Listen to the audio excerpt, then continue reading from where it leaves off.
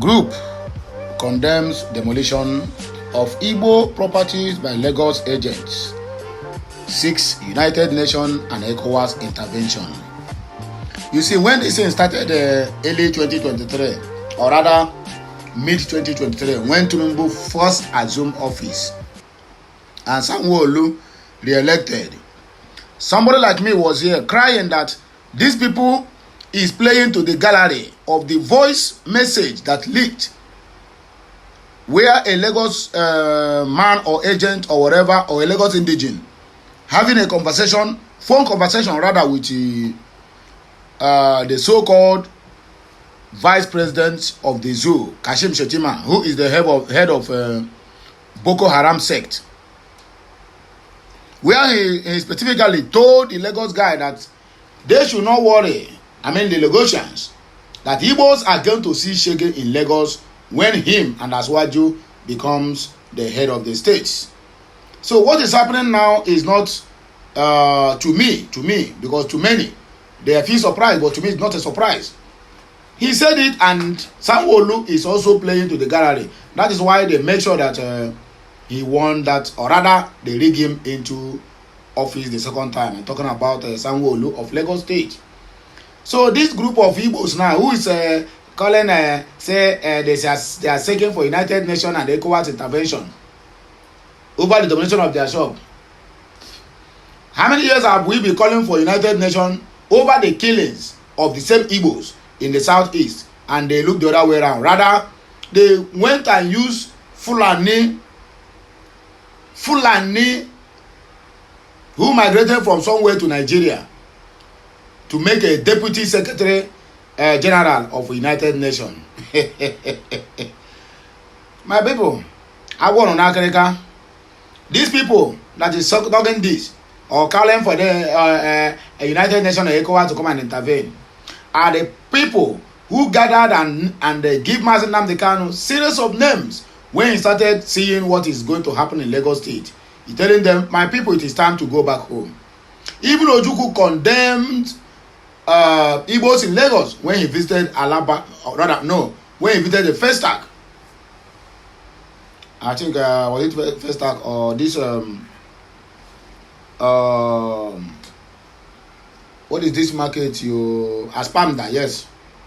Ojukwu said that the most foolish people he see on this earth are the Igbos, because of the kind of mansions he saw there, while in homeland everywhere is empty. We have an empty lands that need to be cultivated, or rather that need to be developed, but rather they take the money to invest in Lagos economy. Ojukwu cried, Ojukwu wept, Ojukwu shed tears. The same thing is happening today. Even as I'm talking to you now, our people are still busy buying properties in Lagos without C of O. The Lagos state government will wake up one day, because Lagos state has become an estate of Tinubu. He decides what happens. If the wife of Tinubu to come out and be telling street hawkers in Lagos 2019 period to the election that they should not worry, and after they won the election with the APC, that they are going to chase Igbos from their mansions, and then the street hawkers will kind of occupy the properties of the Igbos. They have all this thing for a very long time, and they are playing to the gallery little by little. If you call this our brothers now, join us. Let us agitate and also solidify the recognition of the United States of Biafra. They will call you names. They will even join hands with enemies to mob you.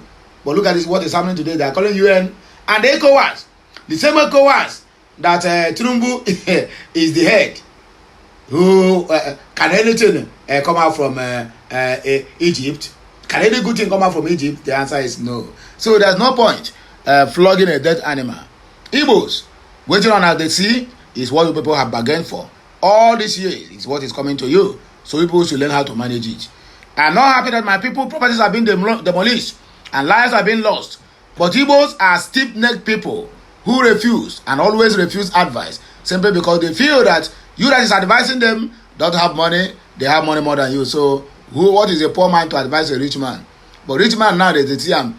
They receive woto from demolition upon demolition.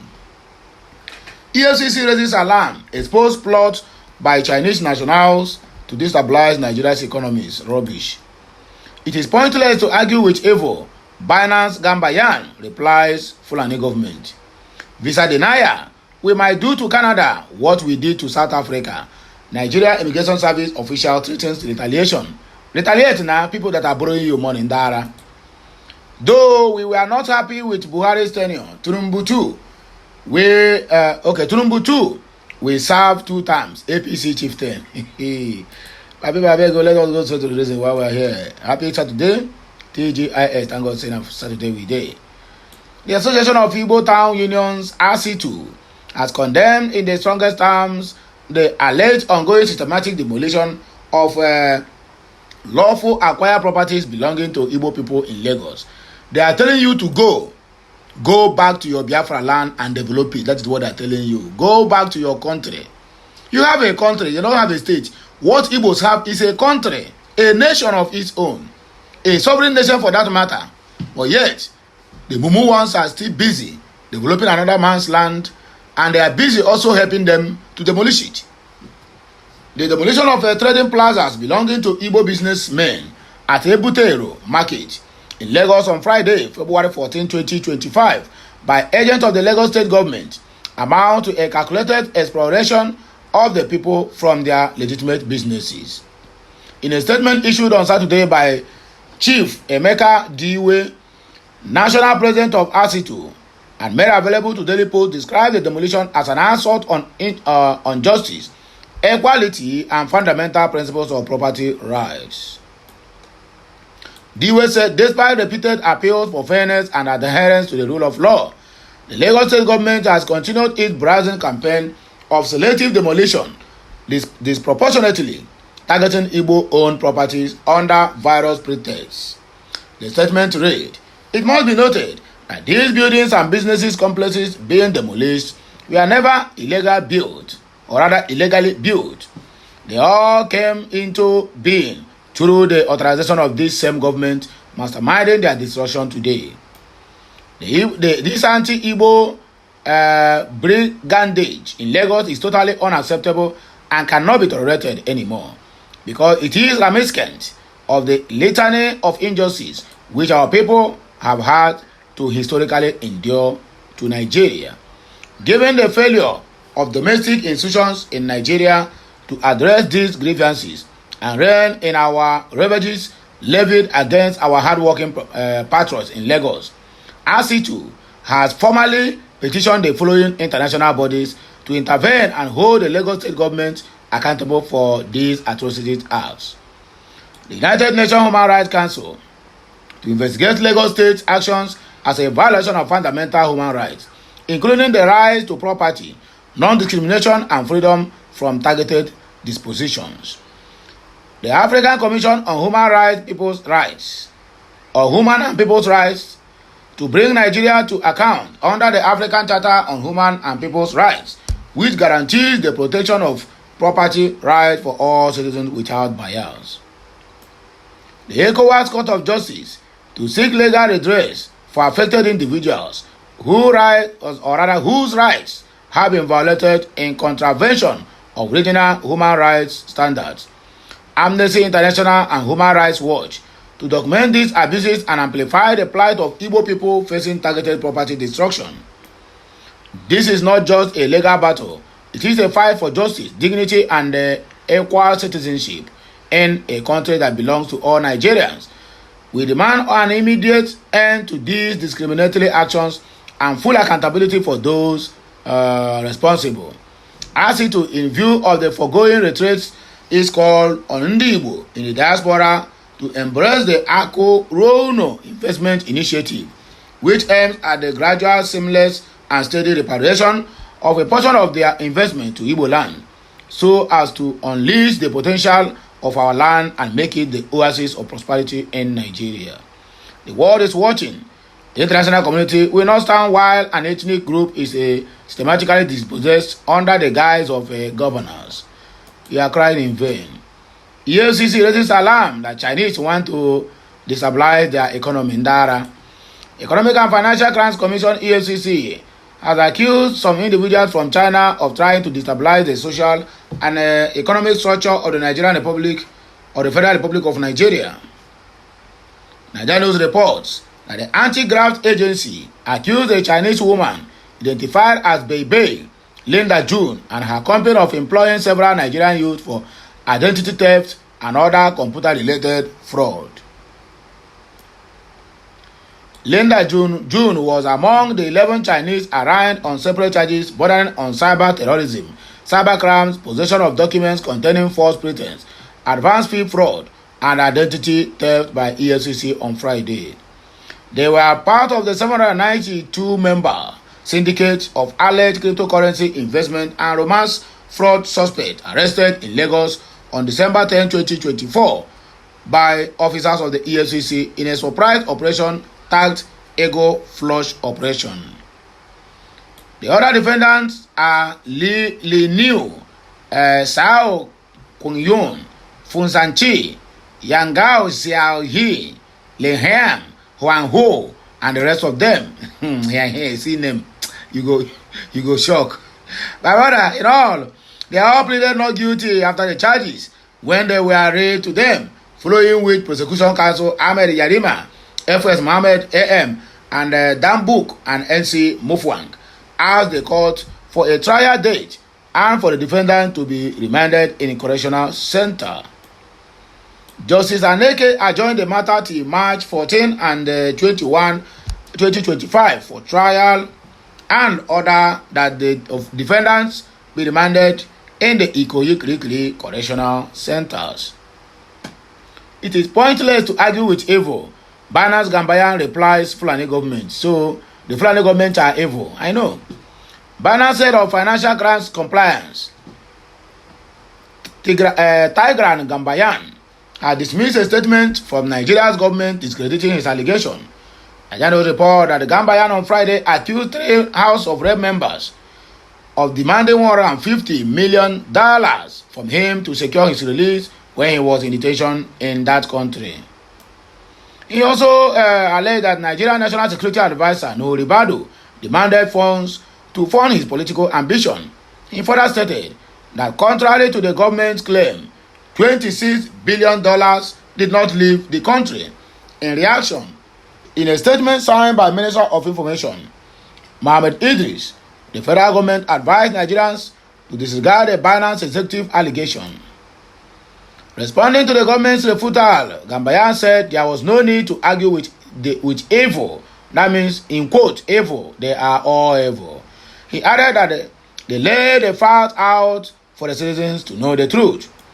His words, maybe you should take the time to get your files straight before posting.